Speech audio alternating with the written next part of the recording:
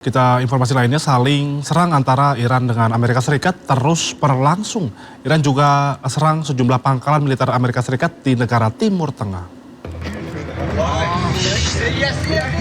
Sebuah rudal balistik diduga milik Iran terlihat terbang di atas langit. Dilaporkan rudal tersebut menargetkan pangkalan militer Amerika Serikat di negara sekutu Timur Tengah.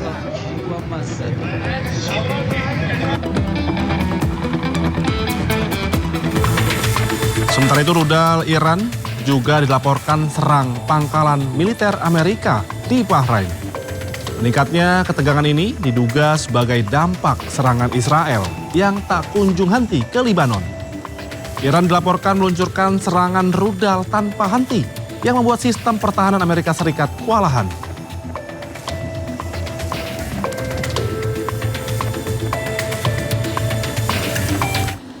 Sementara itu, trio rudal Iran bombardir Israel. Rentetan serangan rudal balistik yang dilancarkan Iran ke wilayah Israel bertujuan ingin menunjukkan dirinya sebagai kekuatan dominan di kawasan Timur Tengah.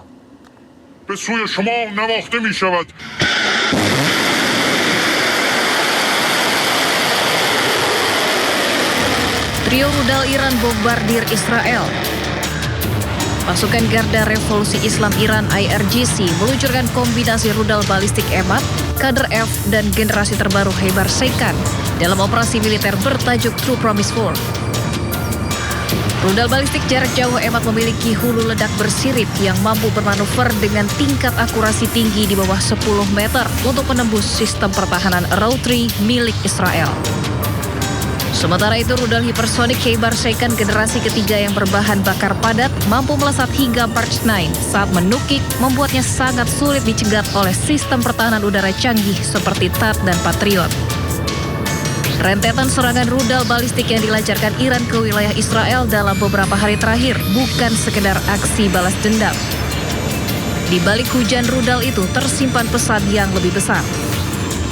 Iran ingin menunjukkan dirinya sebagai kekuatan dominan di kawasan Timur Tengah sekaligus menempatkan Washington dalam posisi bertahan. Serangan ini juga menjadi sinyal bahwa Iran masih memiliki kemampuan serangan yang signifikan meski telah dihantam serangan udara yang intensif dari Amerika Serikat dan Israel.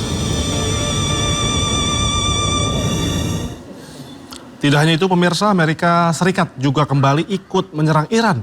Serangan dilakukan setelah helikopter Apache milik mereka jatuh diduga ditembak militer Iran.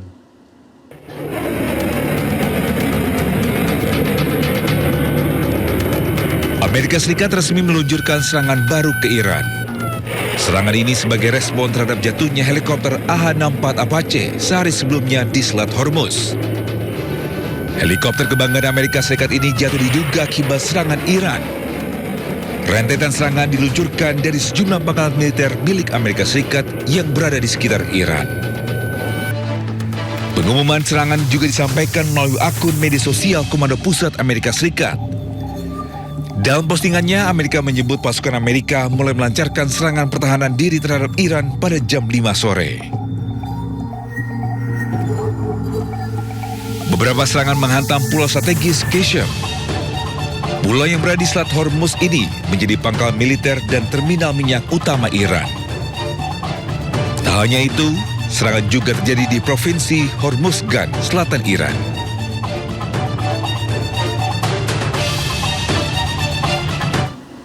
Sebelumnya helikopter Apache milik militer Amerika diserang Iran. Helikopter tempur ini pun dikabarkan jatuh di perairan Selat Hormuz.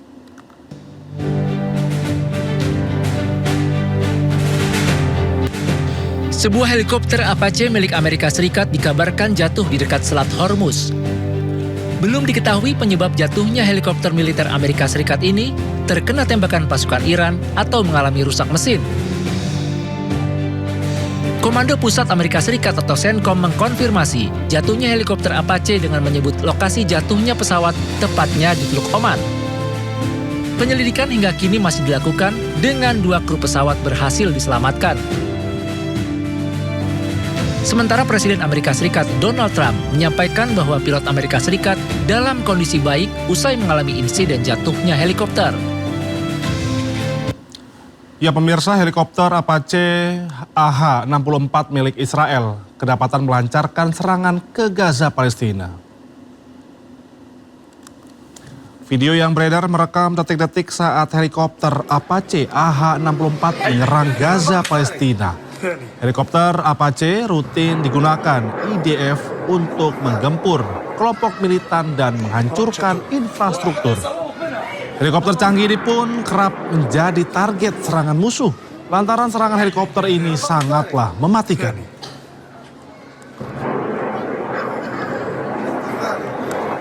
Ya pemirsa, informasi pilihan hari ini akan tersaji di segmen Sindo News 5 bersama sekaligus menjadi penutup Sindo malam hari ini. Anda bisa mendapatkan informasi terkini dan terbaru di kanal YouTube Sindo News dan atau melalui portal yang menghadirkan berita daerah, berita nasional dan berita internasional di sindonews.com. Mari berbagi untuk masyarakat yang terdampak bencana di tanah air. Melalui MNC Peduli dengan berdonasi pada rekening di bawah ini atau scan QR dengan aplikasi uang digital Anda. Saya Indra Budi beserta kerabat kerja undur diri. Selamat malam dan sampai jumpa.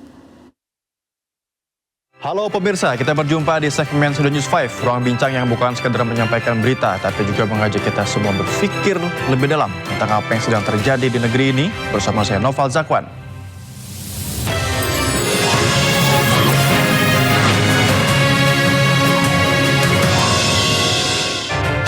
Roy Suryo resmi melaporkan advokat Lehumanan dan ahli forensik digital Rismon Syanipar ke Polda Metro Jaya atas dugaan pemberian keterangan palsu dalam akta otentik dan fitnah terhadapnya. Pakar telematika Roy Suryo resmi melaporkan advokat Lehumanan dan ahli forensik digital Rismon Syanipar ke Polda Metro Jaya. Laporan Roy mengacu pada laporan yang dibuat Lehumanan tanggal 26 April lalu di Polres Metro Jakarta Selatan soal ijazah mantan Presiden Joko Widodo atau Jokowi hingga membuatnya sebagai tersangka. Selain itu, Roy Suryo juga melaporkan Rismon Syanipar dengan sangkaan pasal 434 KUHP tentang fitnah dan pasal yaitu 438 KUHP tentang persangkaan palsu. Pada tanggal 26 April, dia membuat LP ini. Ya, ini. Jadi faktanya ada LP tanggal 26 April di Polres Jakarta Selatan. Di sini jelas betul. Dia itu melaporkan dengan korban yang namanya Peradi Bersatu. Lah Peradi Bersatu itu apa? Korban. Korban apa? Ini organisasi. Nggak punya perasaan. Ya. Organisasi kok punya perasaan? Nggak ada. Jadi kita nggak hanya berjanji, tapi kita memberi bukti. Karena hukum itu harus tidak boleh hanya tajam ke bawah, termul ke atas. Ya, gitu ya. Jadi semuanya harus tajam. Nah, laporan yang kedua, itu adalah untuk orang yang mengaku bernama Dr. Eng. Rismon Hasbilan Syanipar M. Eng. Ya, harus begitu cara ngucapinya. Karena doktornya palsu. Ya, makanya di sini nggak kami tulis dokternya, nanti kami... Terdakwa kasus Chromebook Nadiem Makarim menjalani sidang replik. JPU menilai nota pembelaan terdakwa memutarbalikkan fakta. Jaksa Penuntut Umum atau JPU tanggapi nota pembelaan terdakwa kasus Chromebook Nadiem Makarim dalam sidang replik yang digelar di Pengadilan Tipikor, Jakarta. Pihak JPU menilai nota pembelaan terdakwa tidak mampu menggoyahkan fakta-fakta hukum yang telah terungkap terang benderang di persidangan. Nota pembelaan yang disampaikan terdakwa Nadiem dinilai JPU memutarbalikkan fakta melalui tafsiran ulang fakta agar seolah-olah Nadiem tidak bersalah. Bahwa pledoi dari tim penasihat hukum patutlah ditolak. Kenapa harus ditolak? Karena dalil-dalil atau konstruksi pembelaan yang disampaikan oleh para penasihat hukum itu terlalu lemah bagi kami. Kenapa bagi kami menganggap itu terlalu lemah? Pertama, terkait mereka menyatakan bahwa Nadiem tidak ada menstrea. Sedangkan berdasarkan fakta di persidangan bahwa pada tanggal 6 Juni tahun 2020 dalam tanggal rapat 6 Juni itu 6 Mei tahun 2020 dalam rapat tertutup 8 orang itu Nadiem secara jelas menyampaikan bahwa untuk mengadakan digitalisasi kita akan menggunakan Chromebook dengan mengatakan go ahead with. Ya, 4 prajurit TNI terdakwa kasus penyiraman air keras terhadap aktivis Kontras Andri Yunus menjalani sidang vonis. Sidang digelar hari ini di Pengadilan Militer 208 Jakarta. Ya, ini dia pemirsa keempat terdakwa, Sersan 2 Edi Sudarko, Letnan 1 Budi Haryanto, Kapten Nandala Dwi Prasetya, dan Letnan 1 Samilaka. Seluruhnya merupakan prajurit detasemen Markas Badan Intelijen Strategis atau Denma Bais TNI. Nah, sebelumnya keempat terdakwa dituntut pidana masing-masing 2,5 tahun penjara. Auditor militer selaku penuntut umum menilai keempat terdakwa terbukti melakukan tindak pidana penganiayaan berat dengan rencana terlebih dahulu dan membuat orang lain terluka.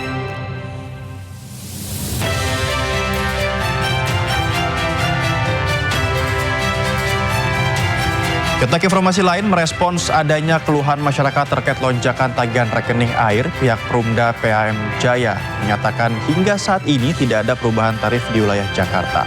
Pembengkakan biaya tersebut diduga dipicu oleh adanya kebocoran pipa internal atau peningkatan volume pemakaian. PAM Jaya menjelaskan skema harga jual air kepada masyarakat masih tetap mengacu pada keputusan Gubernur DKI Jakarta nomor 370 tahun 2026. Di mana dalam 1,5 tahun terakhir belum ada penyesuaian nilai tarif baru, pemirsa. Melalui pusat kontrol utama, petugas operasional terus memantau aliran distribusi secara real time. Guna menghindari kendala lonjakan biaya, warga juga diimbau untuk rutin memeriksa instalasi mandiri serta memanfaatkan aplikasi pelanggan resmi. Kalau misalkan ada kondisi di mana tiba-tiba pelanggan merasa dirugikan dengan ada penyesuaian tarif, biasanya karena memang ada kondisi-kondisi yang salah satunya adalah karena pemakaian yang sifatnya anomali di rumah pelanggan. Contoh ketika terjadi flash di rumah rusak, kemudian otomatis plumbing di rumah rusak, maka mau tidak mau terjadi pemakaian yang sifatnya anomali yang sehingga kemudian aktivitas airnya itu uncontrol di rumah pelanggan PAM Jaya. Tadi kami pastikan. Ya, selanjutnya berita yang bukan sedikit menghebohkan, tapi menghebohkan masyarakat Indonesia, di mana Pertamina menaikkan harga BBM non-subsidi per 10 Juni 2026. Kenaikan meliputi BBM dengan RON 92 atau Pertamax hingga mencapai 30%. Melalui Pertamina Patraniaga, Pertamina melakukan penyesuaian harga jual BBM non-subsidi seperti produk Pertamax dan Pertamax Green mulai Rabu 10 Juni 2026 atau hari ini. Di mana harga Pertamax RON 92 yang sebelumnya 12.300 naik, pemirsa, menjadi 16.250 per liter.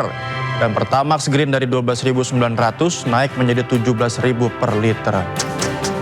Sementara untuk Pertamax Turbo, Dexlite dan Pertamina Dex tidak mengalami kenaikan harga. Pertamina Niaga menjelaskan jika penyesuaian harga ini diputuskan setelah dikoordinasikan dengan pemerintah sebagai regulator dan dilakukan sesuai mekanisme serta evaluasi yang mempertimbangkan perkembangan harga minyak dunia.